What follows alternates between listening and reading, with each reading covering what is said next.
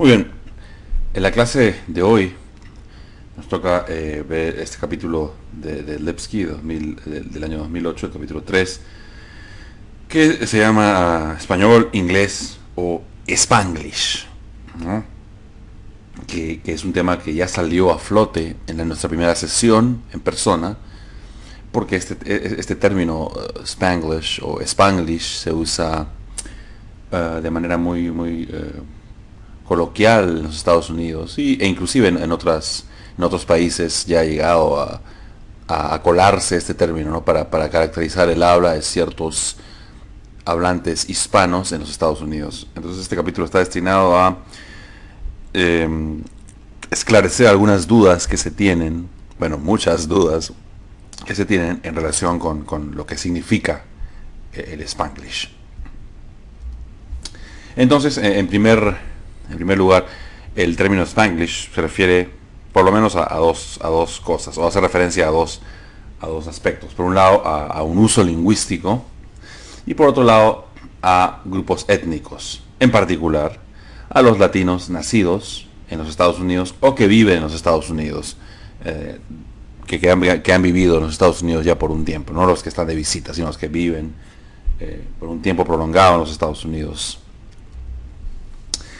Por una parte, algunos activistas latinos, ¿no? Activistas políticos y sociales, ven al Spanglish, mantengamos todavía este término Spanglish, ¿no? Como un símbolo de identidad étnica y lingüística. Sin embargo, por lo general, el Spanglish es un término derogatorio, que implica que hay una especie de corruptela en el español, ¿no? Que se trata de una variedad corrupta del español. Por ejemplo, el español que hablan los mexicanos y los puertorriqueños en los Estados Unidos. Otro término igualmente derogatorio que se usa en el suroeste de los Estados Unidos es Tex-Mex, ¿no? Y otro término que se usa, que los mexicano-americanos usan, es el término pocho. Ahora, algunas definiciones que tenemos de lo que es el Spanglish, ¿no? Primero, de acuerdo con el diccionario The American Heritage, ¿no? El Spanglish es un español caracterizado por muchos préstamos del inglés. Un préstamo, como ustedes saben, es una palabra originaria de una lengua distinta y que pasa a formar parte de o sea, la lengua dadora le ofrece una palabra a la lengua receptora, ¿no? Son dos lenguas distintas. Y entonces esta lengua receptora convierte a esta palabra en parte de su léxico.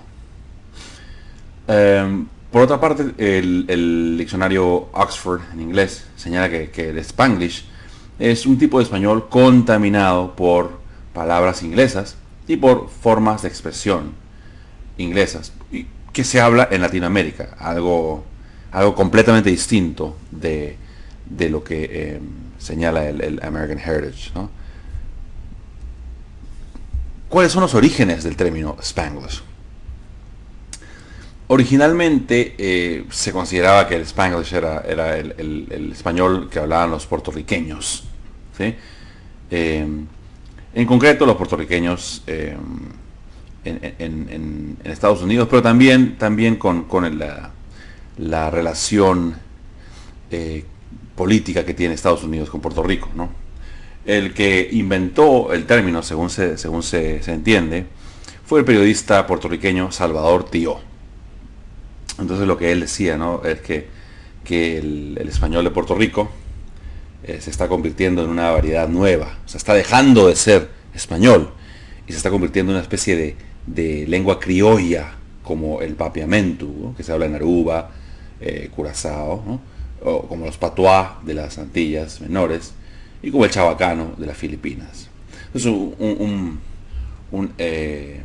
una lengua criolla es una lengua nueva que nace después de que un conjunto de personas que no podían comprenderse entre sí desarrollan una manera rudimentaria de comunicarse que se llama pidgin. Y los hijos de estas personas que hablaban en un pidgin son los primeros hablantes de una lengua nueva, que es una lengua criolla. Entonces esto es lo que supone, lo que suponía Salvador Tió que iba a ocurrir con el español de Puerto Rico. ¿Okay? Y luego también Mencken señalaba que se estaba creando una lengua mestiza, una lengua híbrida. Algunos ejemplos que quizá humorísticos que menciona Tió, pero hay que hacer la salvedad. Esto lo inventa él. Ninguna persona a las que él catalogaría como hablantes de Spanglish, ninguna de esas personas habla con estas palabras. Estas son palabras que Salvador Tió inventa para ridiculizar, ¿no? Lo que llama Spanglish y para señalar la arremetida del inglés dentro del español de Puerto Rico. Entonces, por ejemplo, mezcla, ¿no? Hace estos juegos lingüísticos como tripar, ¿no? Que viene de trepar más tree, ¿no? Que es subirse a un árbol. Rollón, que viene de to rock más un sillón, ¿no? Que es una silla, una mecedora, ¿no? Desenrollar significa que viene de los prefijos des más rock más sillón, ¿no? Que significa salirse de la silla mecedora. Y luego inventa otros ejemplos como pipul, polina o suicina, que vienen de combinar de diferentes maneras piscina con swimming pool. Inventa otros también como machón o machoneta, que vienen de mattress, más colchón, más colchoneta. Espiblar, que viene de speak más hablar, ¿no? Que es hablar. Y ye, que viene de yes, yes más sí. Y minor, que viene de mister más señor. Claro, esto es humorístico y lo que él hace pues es ridiculizar, ¿no? Estos usos aparentemente influidos por el inglés que tienen ciertas personas. Pero repito, y es importante esto, ninguna persona, ningún hablante hereditario de Estados Unidos menciona estas palabras. Estas palabras las ha inventado completamente Tió, de manera humorística y burlona.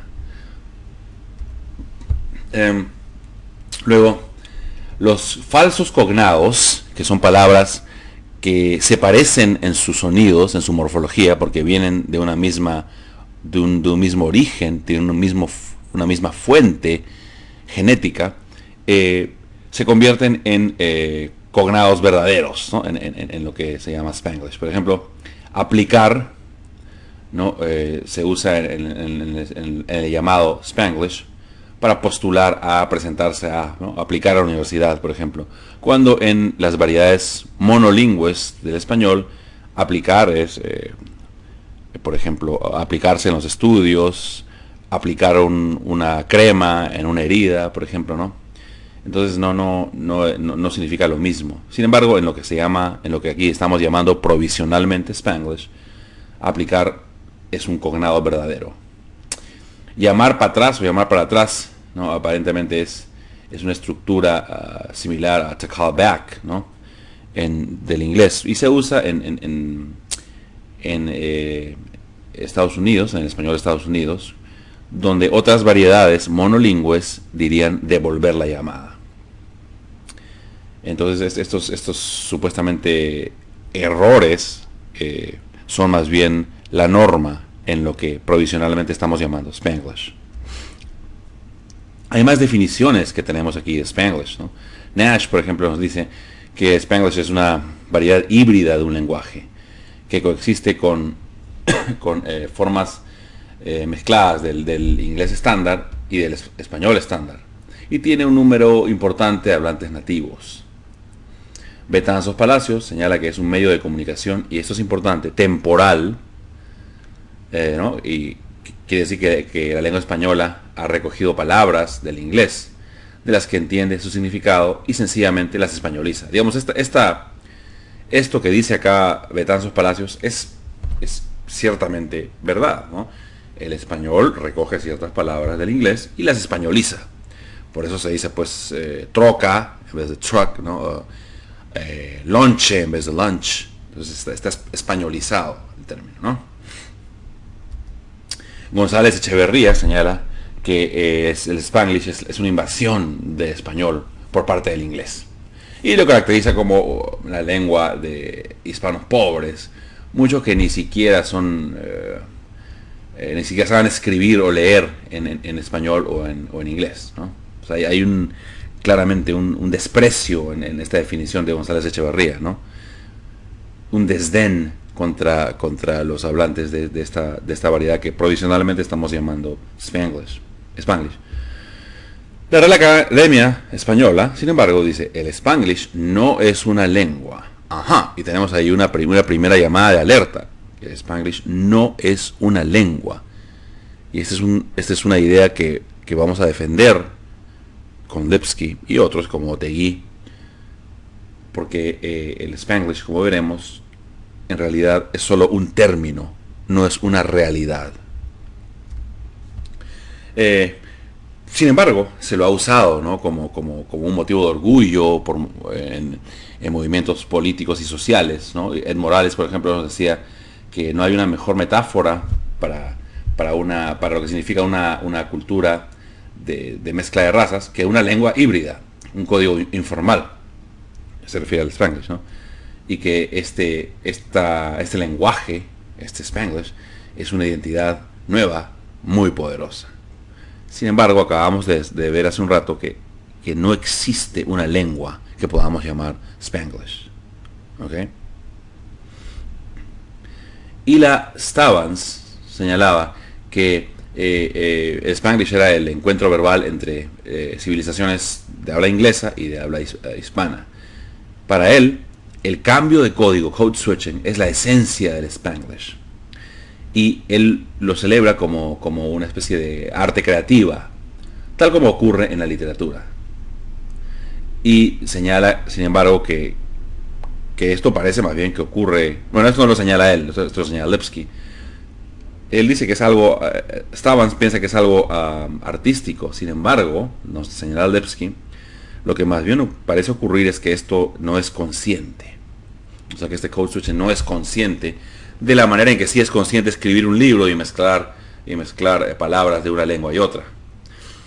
Esta definición es importante porque code switching aparece, el término code switching o cambio de códigos o alternancia de códigos aparece por primera vez aquí. Y eso es algo innegable. Los hablantes, los hispanos que viven en Estados Unidos, ¿no? Definitivamente hacen una alternancia entre el inglés y el español. Eso es innegable. Eso sí ocurre. Eso sí existe. Entonces el cambio de códigos, sin embargo, no es una mezcla azarosa o caótica. El cambio de códigos tiene sus propias reglas. ¿Sí? Por ejemplo, ocurre entre un artículo y un sustantivo, ocurre entre un complemento y una cláusula subordinada, o puede ocurrir también entre la conjunción y alguno de los elementos que están unidos por la conjunción.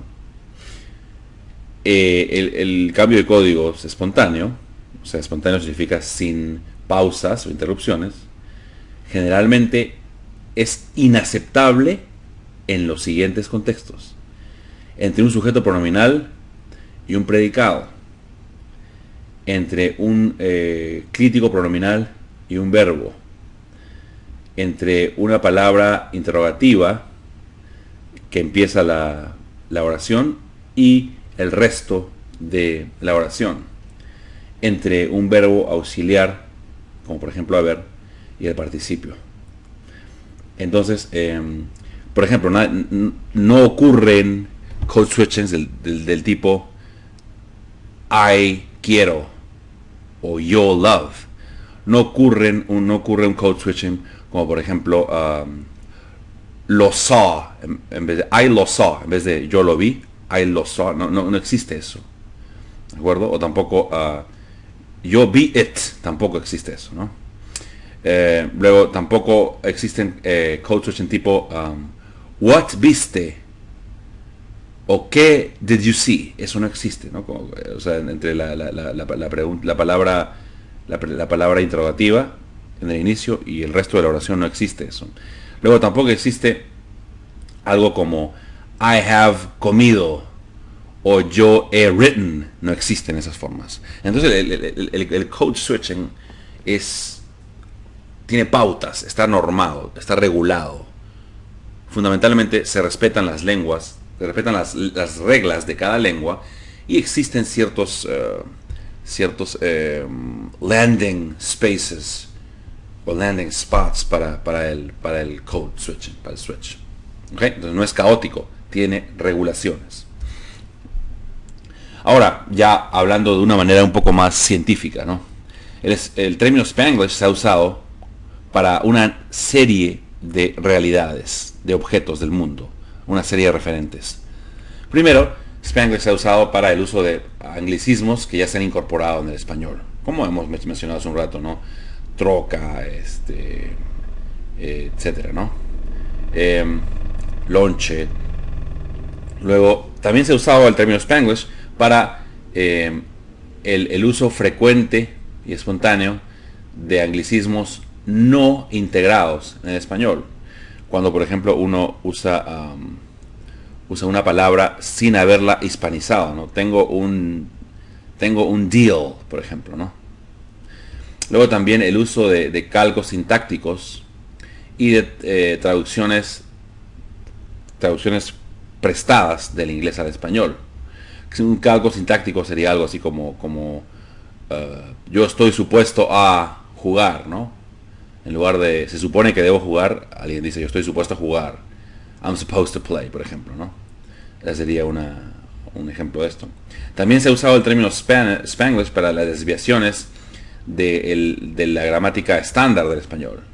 En concreto en hablantes vestigiales y transicionales, que vamos a ver después.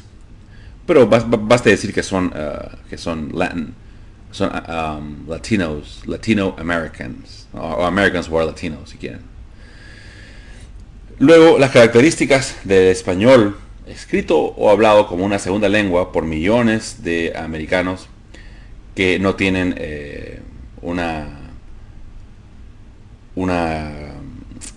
no tienen raíces hispanas, ¿no? Como por ejemplo los anglos que aprenden español y empiezan a hablar español de una manera cuando no conocen completamente las reglas del español, entonces también se le llama a eso Spanglish. Y ya hemos hablado también del humor, pero aquí concretamente se llama Spanglish a términos de pseudo español, ¿no? Lo que se llama también junk Spanish, y tenemos unos ejemplos de eso, ¿no? Por ejemplo, El Chipo, No Problemo, No Ho with the Rojo, No Way Jose, ¿no? Hasta la Vista Baby, y otros más ya, digamos, no tan conocidos, ¿no? Como deliberamos groserías, ¿no? Deliberamos groserías que viene de We Deliver Groceries, en vez de, qué sé yo, llevamos abarrotes, ¿no? Por ejemplo, ¿no? Ahora, las preguntas de investigación serias que un lingüista o un estudiante de lingüística o un estudioso de la lengua debe hacerse son las siguientes. ¿Quién usa el Spanglish y en qué circunstancias? Bueno, las transiciones de préstamos y calcos se usan son usadas por todos los hablantes bilingües. Pero mientras más instrucción formal haya y más exposición a los medios de comunicación haya, estas personas van a dejar de usar esas transiciones y esos calcos. O sea, mientras más uno va metiéndose en el español estándar y más va escuchando radio, viendo televisión o en internet en el español estándar, van a usarse menos estas transiciones, estos préstamos transitorios y calcos. El cambio de código, la alternancia de códigos es más común en hablantes nativos bilingües que han nacido o se han criado en los Estados Unidos. Pero no es nada malo, o sea, el cambio de códigos no es nada malo. Y siempre que haya personas bilingües en cualquier parte del mundo van a hacer cambio de códigos. ¿Cuándo y dónde se usa el llamado Spanglish y dónde no se usa? Bueno, los préstamos, las traducciones, préstamos semánticos y los préstamos léxicos se usan en todas las comunidades que sean bilingües, ¿no? de español e inglés. E inclusive se han extendido a áreas monolingües del español, ¿no? Por ejemplo, la palabra parquear el carro, ¿no es cierto? O aparcar. Bueno, aparcar se dice en España y parquear se dice en algunos países de América Hispana. Eso es un préstamo que se ha extendido, ¿no? A casi todo el mundo hispano. Luego, un cambio de códigos fluido podemos hallarlo en comunidades donde el español y el inglés se usan de una manera cotidiana, ¿no? Como por ejemplo algunas áreas del suroeste de los Estados Unidos o como en Miami, por ejemplo, ¿no? Miami-Dade. Ahora la pregunta crucial, y esta es la pregunta más importante quizá: ¿es el Spanglish una lengua distinta del inglés y del español? La respuesta es contundente. Ninguna variedad del español ha absorbido tantos términos léxicos del inglés como para ser llamada menos español. En otras palabras, todas las variedades de español que se hablan en los Estados Unidos son español. No son una mezcla nueva, no son una lengua nueva, no son una mezcla, un híbrido de inglés y español. No, son español con préstamos del inglés, sí, pero son variedades del español legítimamente pertenecientes a el mundo hispano. Saber cómo alternar de una lengua a otra no significa saber una tercera lengua. O sea, las reglas de las que hablamos hace un rato del code switching las saben los hablantes, pero eso no quiere decir que sea una tercera lengua. Simplemente ellos saben moverse de la lengua A a la lengua B, pero no existe la lengua C. ¿Puede el Spanglish caracterizarse técnicamente como una jerga, un pidgin del que hablamos hace un rato, o una lengua criolla? No. Las variedades del español con un alto número de anglicismos son como cualquier otro dialecto del español que tiene innumerables préstamos lingüísticos. El español de México, por ejemplo, tiene una serie de préstamos del náhuatl, ¿sí? Por ejemplo, aguacate, cacahuate, todas esas palabras prestadas del náhuatl que se emplean cotidianamente y muchas personas ni siquiera saben de dónde salen, ¿no? Cuate, por ejemplo, es una palabra también prestada del náhuatl, zacate, etcétera, ¿no? Del mismo modo, por ejemplo, en Perú tenemos palabras que se han prestado del quechua, ¿no? Como por ejemplo cancha, es una palabra que es de origen quechua, ¿no? Y bueno, y en Argentina pues tenemos la influencia del italiano, ¿no? Porque ellos dicen nona en vez de abuela, por ejemplo laburo en vez de trabajo. Eso es influencia del italiano. Ahora, no por eso son menos español que otras variedades. Todas estas variedades, incluidas las de los Estados Unidos, son legítimamente variedades del español. Ahora, el Spanglish tiene hablantes nativos y en caso de tenerlos, hay hablantes monolingües de Spanglish. Lo que tenemos son hablantes nativos de variedades que tienen muchos anglicismos. Pero como el Spanglish no es una tercera lengua, sino es un término poco feliz, no hay hablantes nativos de Spanglish porque no existe el Spanglish. Esa es la respuesta más contundente que podemos dar.